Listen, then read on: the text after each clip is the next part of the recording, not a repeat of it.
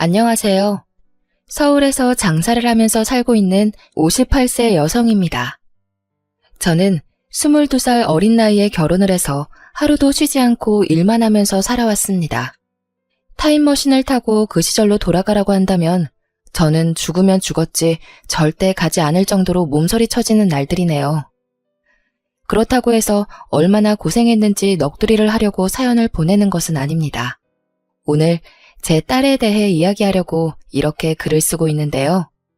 딸이 안사돈 때문에 마음고생이 심했습니다.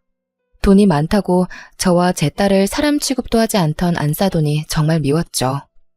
그 일만 떠올리면 지금도 눈물이 흐를 정도로 억울하고 분합니다. 아버지께서 시장에서 배달 일을 하시면서 사셨거든요. 아침부터 저녁까지 리어카로 시장에 있는 가게들을 돌아다니면서 여러 물건들을 배달해주는 일을 했습니다. 여러 가게 물건들을 배달해주는 일을 했습니다. 시장에 있는 대부분의 가게들이 아버지의 거래처였는데 그 중에서도 생선 가게를 하는 부부와 친하셨습니다. 그 생선 가게에서는 주로 식당에서 주문을 받아서 대량 손질한 다음 생선을 팔았거든요. 손질한 생선을 박스 단위로 나누어서 포장해 놓으면 아버지가 주문한 식당에다가 배달을 해주셨습니다. 이런 식으로 10년 넘게 일하다 보니 가게 사장님과 아버지께서 형 동생 하면서 허물없이 지내셨습니다. 그래서 장사가 끝나면 두 분이서 소주잔을 자주 기울이셨죠. 그때마다 생선가게 사장님께서 신세 한탄을 하셨는데요. 아들놈들이 그런가? 요즘 왜 이렇게 속을 썩이나 몰라. 자식이 아니라 웬수야. 왜 다들 딸 하는지 알겠다니까. 갑자기 그게 무슨 소리야? 무슨 일 있었어? 사장님 아드님 두 분 다 30을 바라보고 있는데도 결혼해서 가정을 꾸릴 생각을 하지 않았다고 해요. 부모만 믿고 매일 술만 마시면서 허송세월 보내고 있다고 하니까 아버지께서 진지하게 고민 상담을 해주었죠. 형님, 원래 부모 마음대로 안 되는 게 자식이잖아요. 때 되면 다 하겠죠. 너무 스트레스 받지 맙시다. 둘 중에 한 놈이라도 사람 구실을 하면 원이 없겠는데 나는 자식 보기 지질이 없나 봐. 아들들이 몇 살이길래 그래요? 여자친구도 없어요? 한 놈은 29살이고 다른 한 놈은 28살인데 자네 딸은 남자친구 있는가? 저번에 보니까 착하고 살림도 잘할 것 같던데. 남자친구는 없는 걸로 알고 있는데 저희 딸이 착하고 야무지긴 하죠. 가진 거라고 쥐뿔도 없는데 그나마 딸이 효녀 노릇하니 다행입니다. 아버지 말대로 저는 일찍부터 철이 들어서 초등학생 때부터 부모님 대신 집안 살림을 챙기기 시작했어요. 해가 뜨기 전에 아버지께서 시장으로 나가 배달 일을 하셨고 엄마는 작은 공장에서 품을 팔고 계셨으니까요. 살림이 넉넉할 리가 없었죠. 집안 살림만 챙긴 게 아니라 고등학교에 들어간 뒤부터 부모님을 대신해서 돈 관리를 도맡아서 했어요. 그러다 엄마 건강까지 안 좋아지자 제가 공장에 나가서 일을 하게 되었습니다. 생선가게 사장님께서 그런 제 사정을 알고 술자리에서 자주 관심을 보이셨어요. 아버지에게 저에 대해 이것저것 물어보면서 관심을 보이다가 뜻밖의 제안을 하였습니다. 자네 딸한테 남자친구가 없으면 우리 아들 소개받아보는 건 어떠나? 우리 딸을요? 형님, 그게 무슨 말씀이세요? 작은 놈이랑 자네 딸이랑 결혼을 시키자는 거야. 큰 놈은 싹수가 노래서 틀렸고 작은 놈은 마누라가 휘어잡으면 사람 구실은 할 놈이거든. 어때? 아, 예. 생각 좀 해보겠습니다. 갑자기 물어보셔서 당황스럽네요. 어허, 생각은 무슨. 나도 고민해보고 해본 말이야. 그리고 만나보라고 소개만 해주는 거지 결혼시키는 것도 아니지 않나? 둘 다 애인이 없다니까 하는 소리일세. 너도 알겠지만 내가 며느리 데려다가 고생시키는 사람도 아니네. 아버지는 딸이 싫어할 거라고 워낙 남자에 관심 없는 애라 소개해줬다가 마음만 상하실 수 있다고 애둘러서 거절했다고 합니다. 하지만 사장님께서 이미 마음속으로 결정을 내리시고 한 번만 자리를 만들어 보자고 하시더군요. 결국 아버지께서 자초지종을 설명해주면서 남자를 소개받아보라고 하셨습니다. 사이 어색해질까봐 어떻게든 거절해보려고 했는데 완강하시더라. 생선가게 형님이 너를 너무 마음에 들어해서 한 번만 만나봐라. 아들놈은 어떤 놈인지 몰라도 형님이 참 괜찮은 사람이고 집안에 돈도 많아서 만나보면 좋을 거다. 네? 이렇게 갑자기요? 아버지도 참... 만났는데 마음에 안 든다고 하면 어쩌려고 그러세요? 그럼 사이가 더 불편해질 텐데. 생각지도 못한 제안에 당황스러워하니까 엄마까지 거들고 나서더라고요. 사이가 불편해지긴 내가 그분 잘 아는데 이런 걸로 삐지실 분도 아니야. 그냥 가볍게 한번 만나봐. 너도 이제 슬슬 연애 좀 해봐야지. 그럼 딱 한 번만 만나보고 올게요. 다음에 또 만나보라고 강요하시면 안 돼요? 그래, 네가 아무 말도 안 하면 마음에 안 들어하는 걸로 여길 테니까 이야기라도 하고 와봐라. 말은 이렇게 하셨지만 은근히 잘 되길 바라시는 것 같았어요. 생선가게 사장님 아드님을 만나봤는데 성격도 차분하시고 좋더라고요. 너무 조용하지도 않고 너무 활발하지도 않은 분이라 마음에 들었어요. 저랑 말도 잘 통하고 성격이 비슷한 것 같았거든요. 당시에 LP판 모으는 게 취미였는데 집안 사정이 안 좋아서 취미라고 할 수도 없었거든요. 두어 장 정도 있는 LP판을 계속해서 돌려들으면서 힐링을 하고 있었는데요. 그런데 그분도 LP판 모으는 게 취미라는 거 있죠? 저랑 비교도 안 될 정도로 어마어마한 양의 LP판을 가지고 있었어요. 그 말을 듣는 순간 들으러 갈 수 있냐고 물어보면서 급격하게 친해지게 된 것 같아요. 그때부터 현태씨 하던 게 오빠라고 부르며 사이가 가까워졌죠.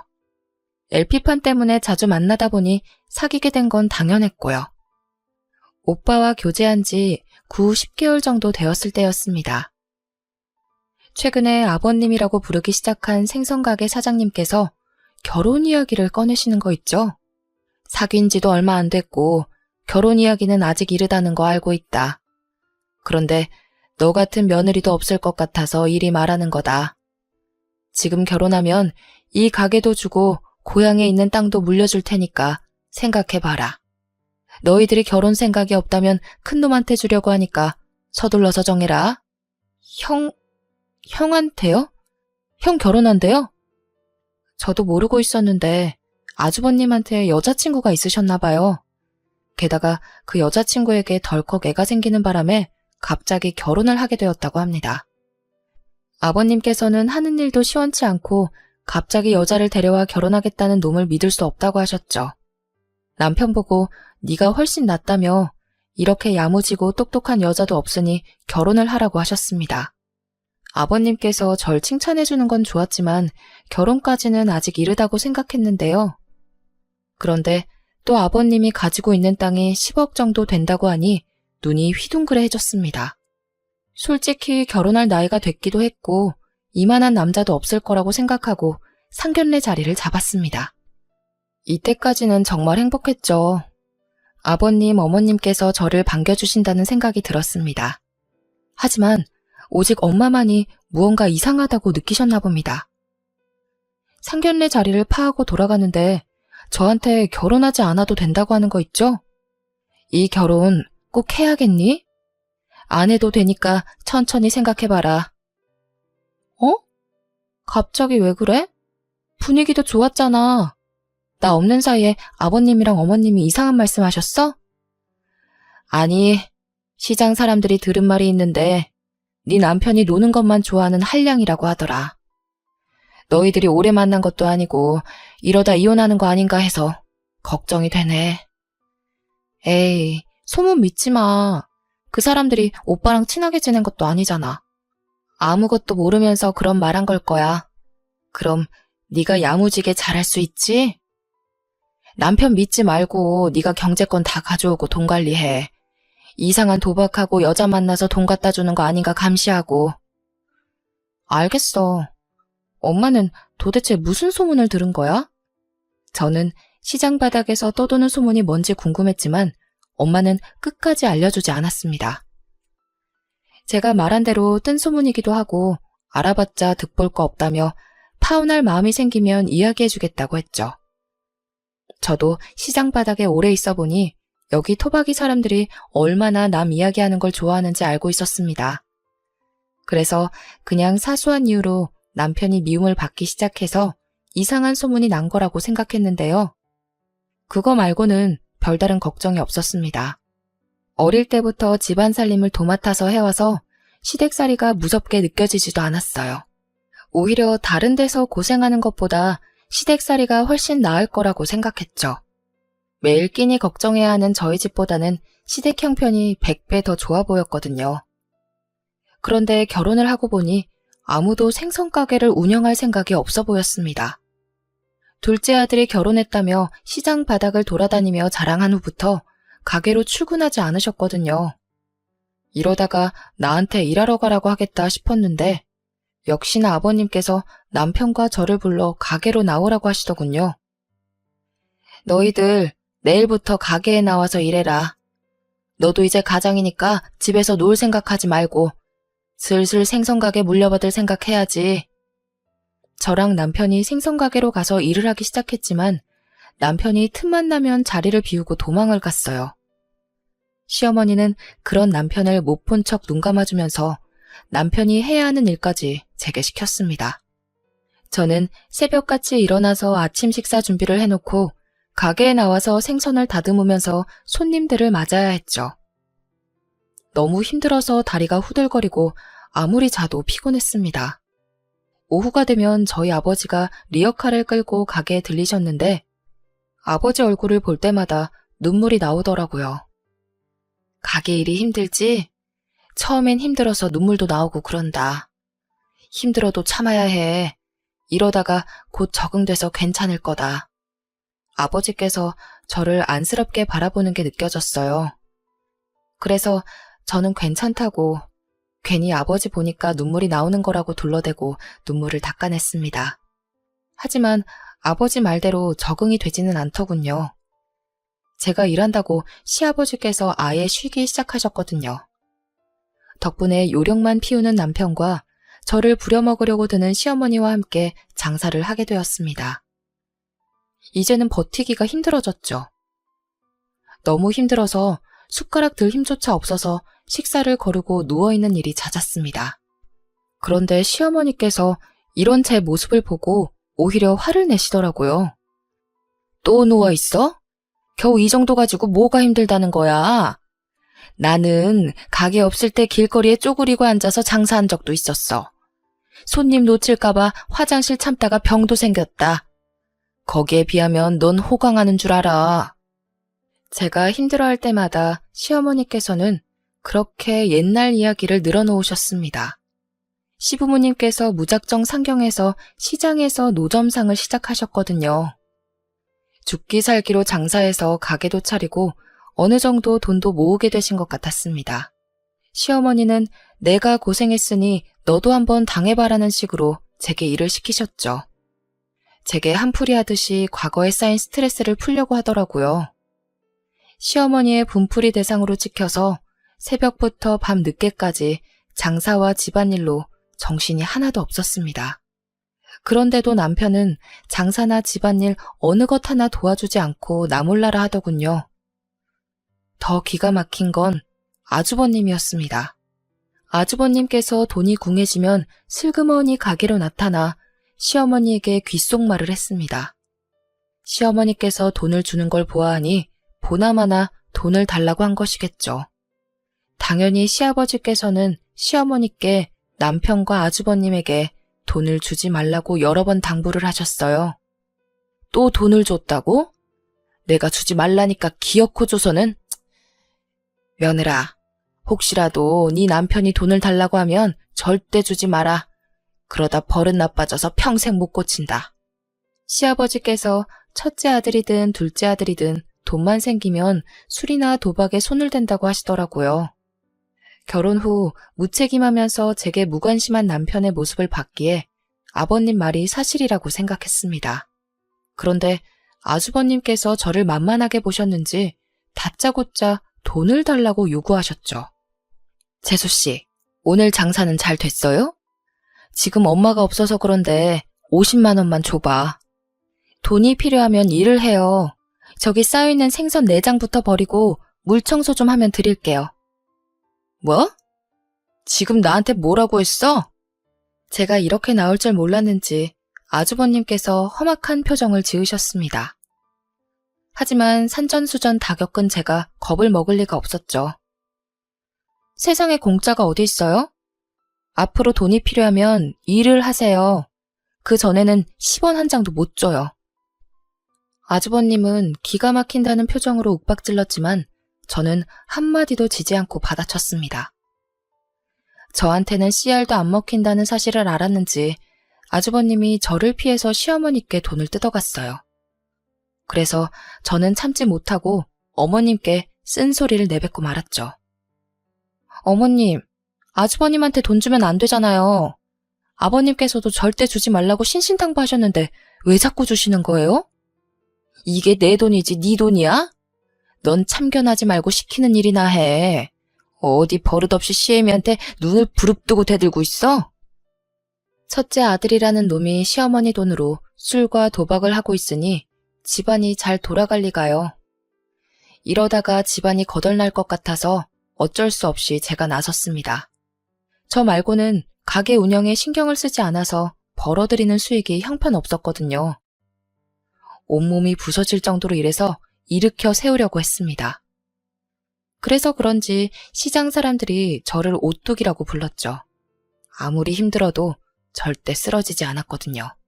그런데 1년 뒤에 아버지께서 배달 일을 하시다가 비탈길에서 미끄러지셨습니다. 허리와 다리를 크게 다치는 바람에 배달 일을 하지 못하게 되자 시어머니께서 저보고 생선 배달까지 맡기시더군요.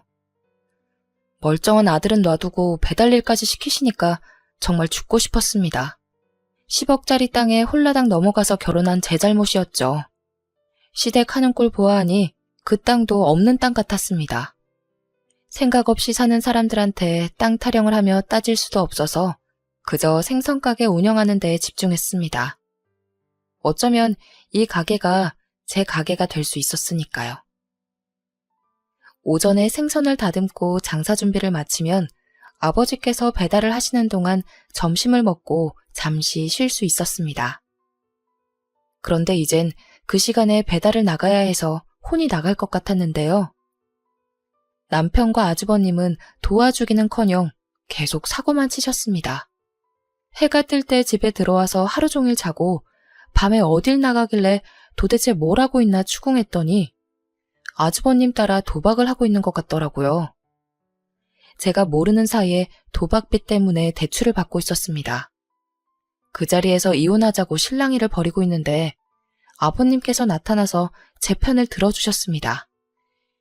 이 멍청한 놈이 너까지 도박을 해? 너 같은 놈들도 아들이라고. 폭언을 퍼부으면서 남편을 때리니 제 속이 다 시원해지더군요. 아버님께서 남편 보고 무릎 꿇고 사과하라고 독촉해서 도박해서 미안하다는 사과도 받았습니다.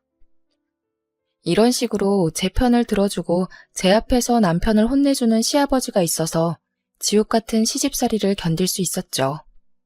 아버님께서는 저를 몰래 불러서 술 한 잔을 사주며 저를 위로해 준 적도 있었습니다.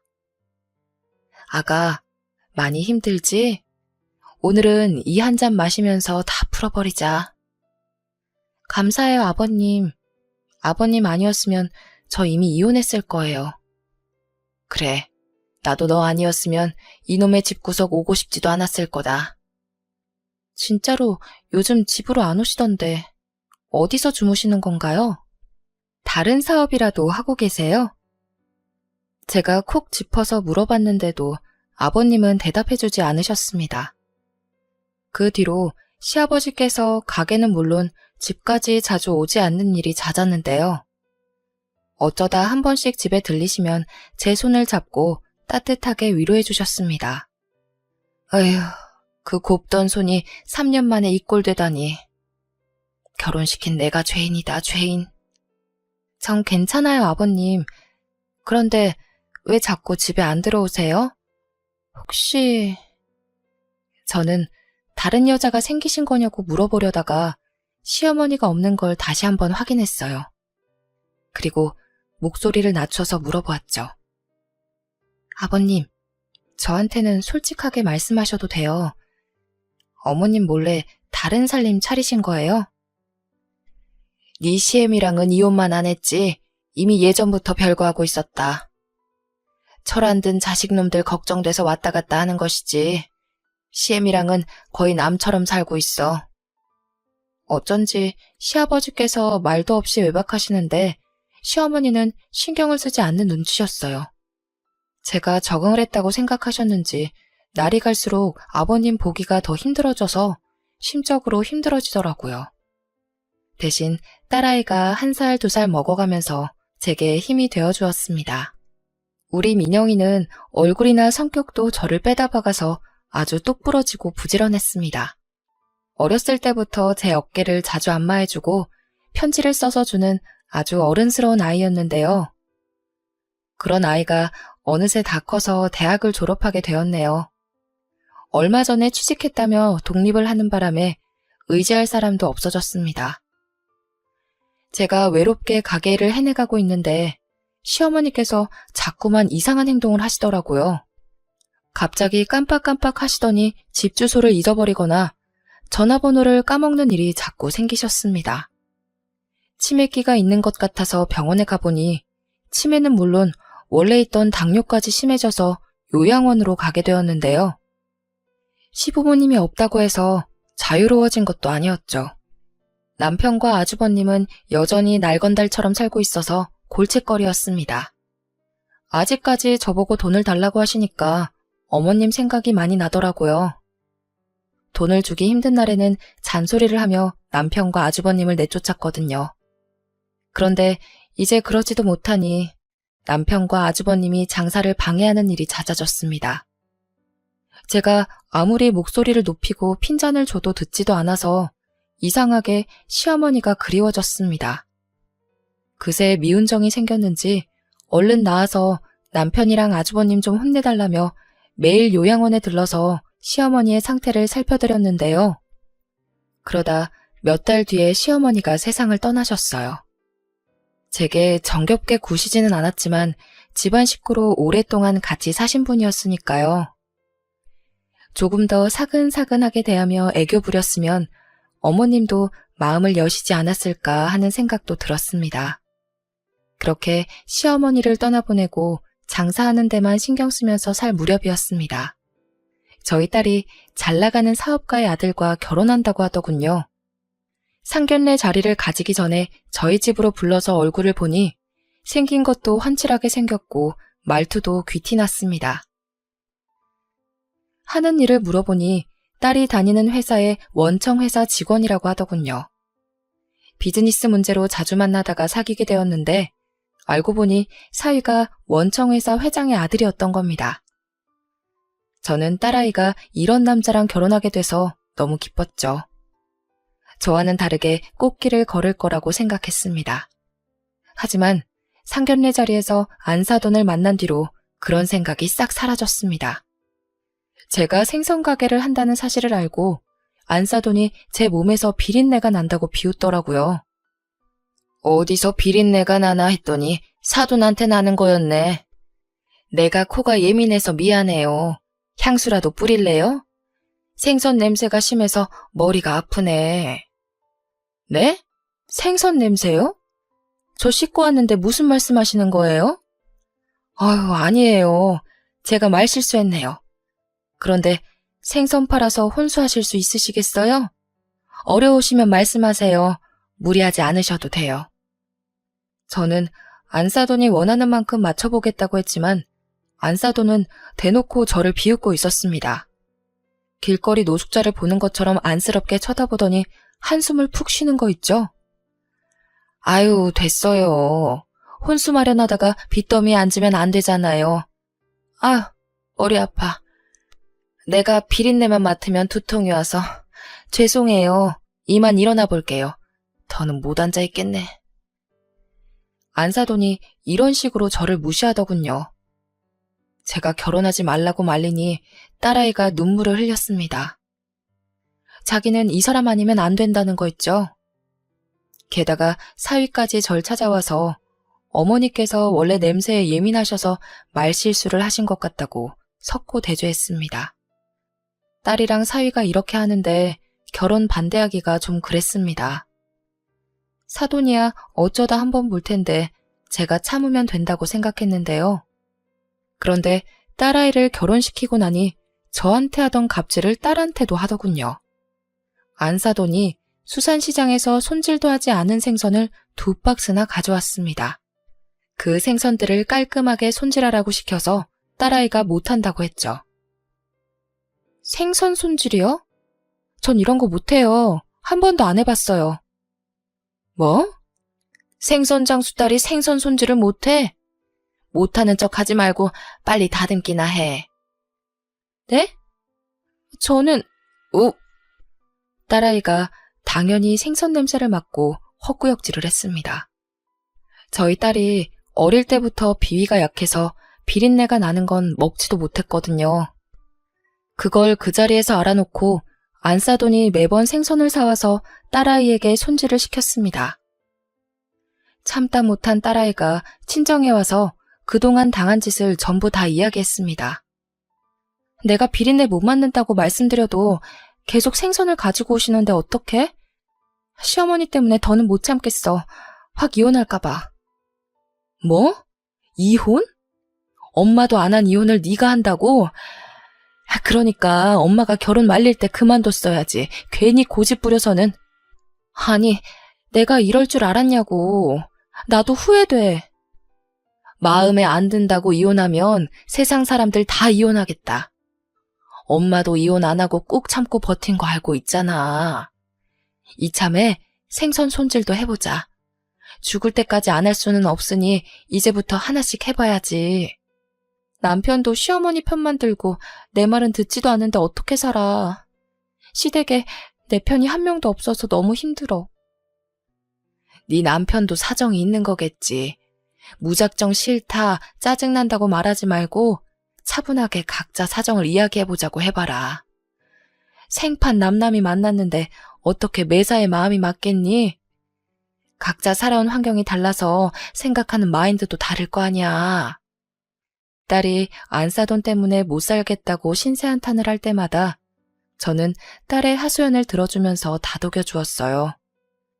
시댁살이를 해본 터라 딸의 마음고생을 누구보다 잘 알고 있어서 걱정이었습니다. 마음 같아서는 당장 안사돈에게 달려가 왜 내 딸을 구박하고 못 살게 구냐고 따지고 싶었는데요. 그랬다가는 집안 싸움이 될 것 같아서 딸에게 넓은 마음으로 이해해라, 참으라는 말밖에 해줄 수 없었습니다.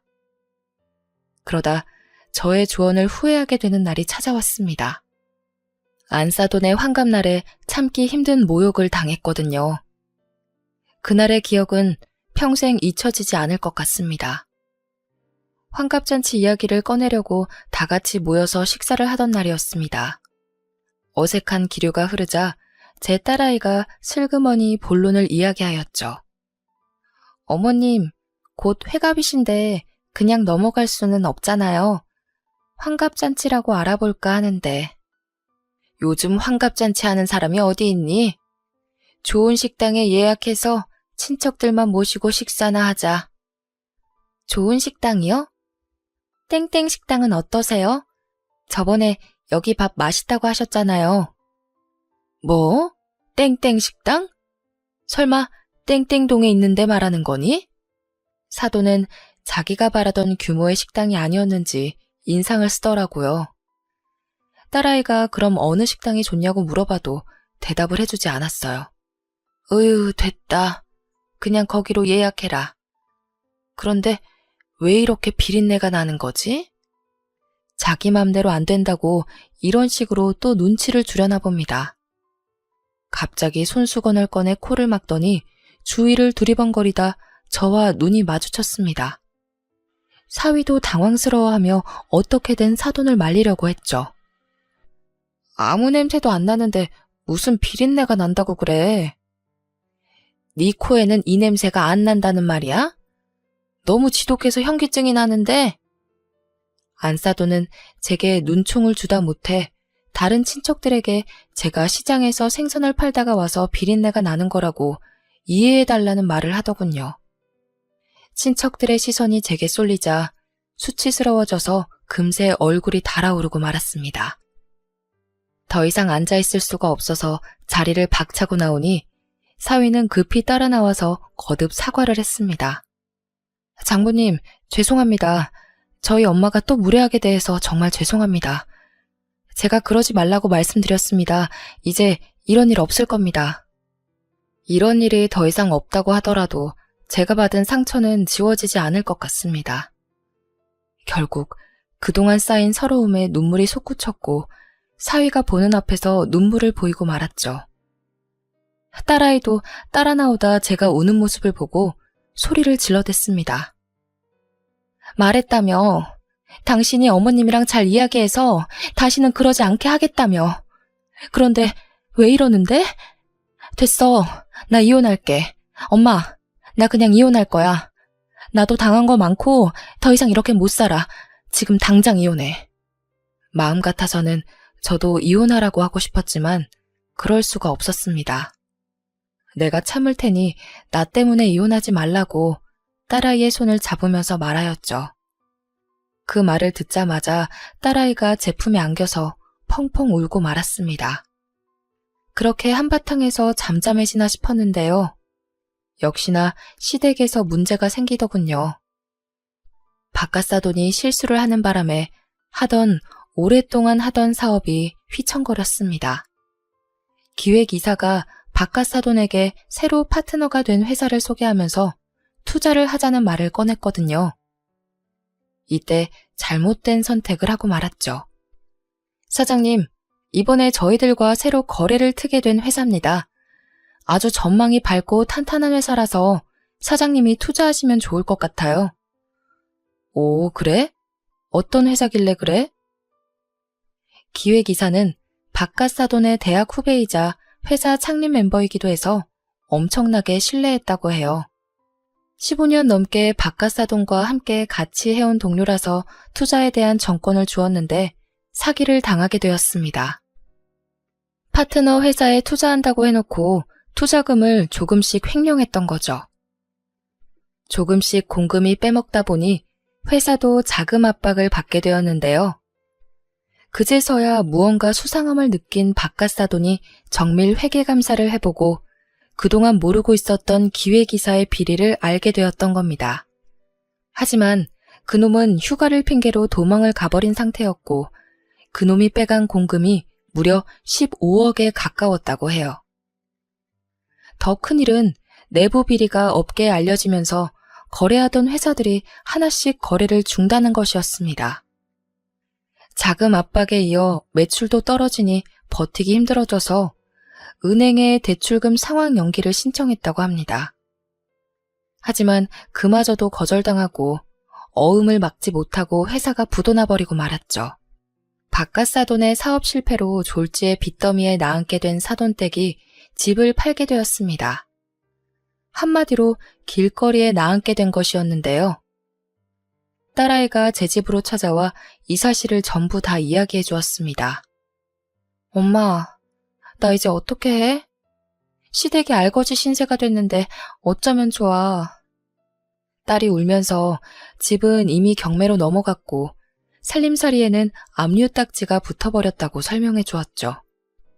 게다가 사위의 월급까지 압류되었다는 말을 듣고 헛웃음을 지었습니다. 안사돈이 충격을 받고 알아 누워버렸다고 하네요. 제가 안사돈에게 무시당했던 걸 생각하면 꼴 좋다고 하고 싶었지만 딸을 생각하면 그럴 수가 없었죠. 그래서 딸아이를 위해 시댁으로 갔습니다. 사돈이 헬쑥한 얼굴로 시댁 문을 열어주길래 딸아이한테 이야기 다 들었다고 했죠. 다 듣고 왔어요. 집에 압류딱지까지 붙었다면서요? 뭐라고요? 참, 남이사 압류딱지가 붙든 말든. 이야기 다 들었다면서 무슨 이야기가 더 듣고 싶어서 온 거예요? 도와주려고 왔죠.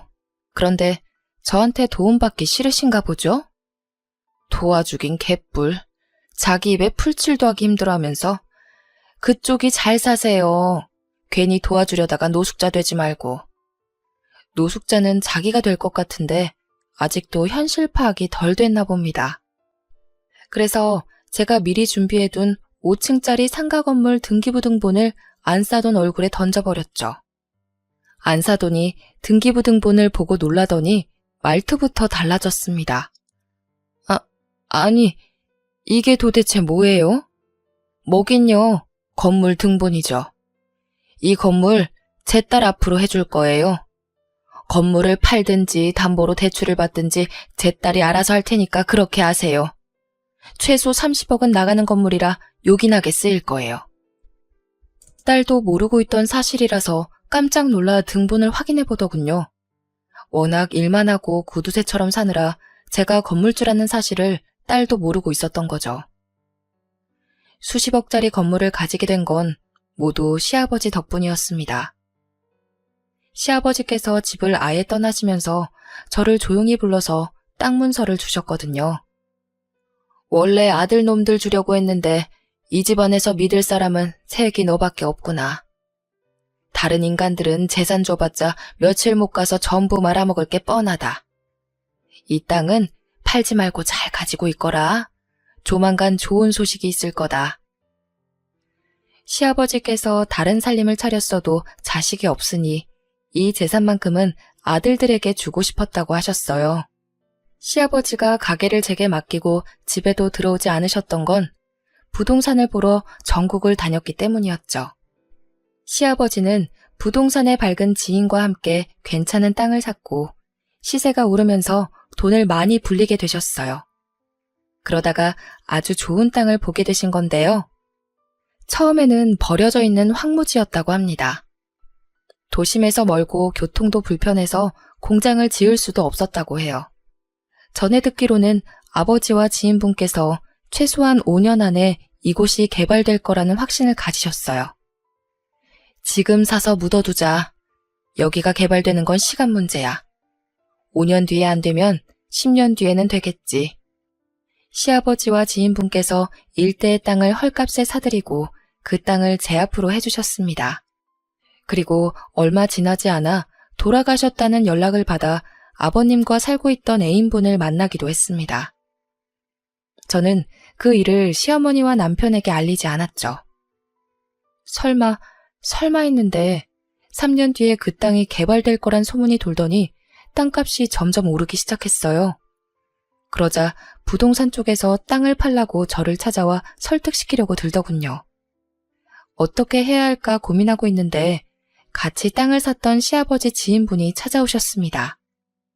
네가 병철이 며느리지? 병철이한테 받은 땅 있음 절대 팔지 말어. 가만히 가지고 있다가 몇 년 뒤에 개발 시작되면 담보로 대출받아서 건물 올려야 해. 그래야 건물주 될 수 있어. 네, 알겠습니다. 말씀하신 그대로 할게요. 저는 그분 말대로 해서 건물주가 되었지만 끝까지 그 사실을 숨겼습니다. 하지만 세상에 비밀은 없는 법이라 제가 건물주란 사실을 시어머니께 들키기도 했어요. 어머님께서 제가 확인차 떼어놓은 등본을 보시더니 저한테 욕을 퍼부으시더라고요. 이런 요망한 년 같으니 네가 감히 나를 속여? 그 건물 당장 내놔. 어머님, 건물이라니 지금 무슨 말씀하시는 거예요? 니년한테 건물 있는 거 다 알고 있다. 니년 서랍에서 내가 다 확인해봤어. 뭘 확인하셨는데요? 서랍에서 본 게 있으면 가져와 보세요. 뭐? 분명 내가 방금 들고 왔는데. 그 당시 시어머니께서 치매를 앓고 계셔서 다행이었죠. 서랍에서 봐놓고 들고 오는 걸 잊으셨는지 빈손만 멀뚱멀뚱 바라보고 있었습니다. 남편이 그 모습을 보고 놀랐다가 어이없는 표정을 지으면서 어머님을 말리더군요. 엄마, 그만 좀 해. 우리한테 무슨 건물이 있어? 오늘 약 먹은 거 맞아? 약? 내가 약을 왜 먹어? 전현이 건물을 가지고 있다고. 알았으니까 약 먹자. 치매가 점점 심해져서 헛소리를 다 하네. 헛소리라니 이 녀석아. 전현한테 등본이 있는지 확인해보라고. 이런 식으로 제 건물을 빼앗으려고 했지만 치매기가 있는 터라 아무도 믿어주지 않았습니다. 덕분에 제 건물을 시댁 식구들로부터 지킬 수 있었네요. 건물 임대료 수입만으로도 충분히 놀고 먹을 수 있었지만 딸한테 물려줄 유일한 재산이라 묵혀두고 있었습니다. 결혼할 때 주려고 했는데 그놈의 비린내 타령을 하길래 이혼할까봐 이야기도 하지 않았죠. 딸이 건물주인 거 알면 솔깃해져서 가식적으로 대하거나 이혼해주지 않을까봐 말하지 않은 것이었습니다. 그런데 이렇게 숨겨놓은 재산에 대해서 고백하게 되었네요. 안사돈은 비린내 난다며 무시하던 저한테 도움을 받을지 몰랐는지 고개도 들지 못하고 있었습니다. 안사돈이랑 똑같이 비아냥거리고 싶지 않아서 그 자리를 그냥 빠져나왔습니다. 대신 며칠 뒤에 건물 명의를 딸 앞으로 해주면서 한 가지 조건을 내걸었습니다. 딸아이한테는 이것만큼은 꼭 지키라고 하였죠. 이 건물 네 명의로 하는 대신 건물을 담보로 대출받아라. 아마 10억은 나올 거야.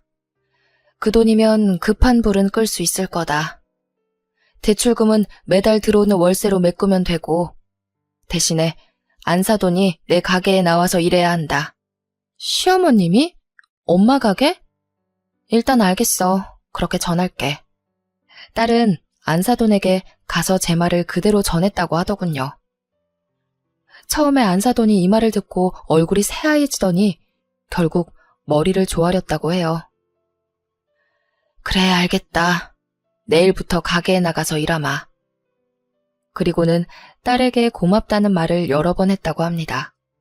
잘나가는 사업가 남편 덕분에 호사를 누려왔던 안사돈이 이제 저와 같은 생선 냄새가 나게 생겼네요. 안사돈은 비린내에 익숙해지지 않아서 헛구역질을 하면서 눈치를 보더라고요. 아파 보이는 얼굴로 생선을 다듬고 포장까지 다 하고 있으니까 시장 상인들이 와서 핀잔을 주기도 하였습니다. 아유, 얼굴 좀 봐. 곧 있으면 쓰러지겠어. 아무리 그래도 안사돈한테 너무 심한 거 아니야? 시장 상인들은 안사돈에게 너무한 것 같다고 했지만 저는 안사돈에게 인생 공부를 시켜주는 중입니다. 건물을 담보로 15억을 대출받아서 시댁의 빚을 청산하고 박갓사돈이 사업을 다시 시작할 수 있게 됐으니 그에 합당하는 대가를 치러야죠. 이 사정을 알고 있는 박갓사돈은 저를 뭐라 하기는커녕 오히려 며느리에게 고맙다는 말을 전하기까지 하였습니다. 아가, 정말 고맙다. 네가 나를 살렸어. 네가 없었음 이미 길바닥에 나앉았을 것이다. 딸이 안사돈과 사위의 인생을 구제했으니 딸을 대하는 태도도 확 달라진 건 두말할 필요가 없겠죠. 예전에 시아버지께서 제게 집안을 구한 며느리라고 칭찬하셨는데 이젠 제 딸이 시댁을 구한 며느리라는 칭찬을 받게 되었습니다. 돈의 위력은 우리들이 상상하는 것 이상인 것 같아요. 돈 때문에 울기도 하고 웃기도 하며 돈 하나만으로 사람 자체를 판단하기도 합니다.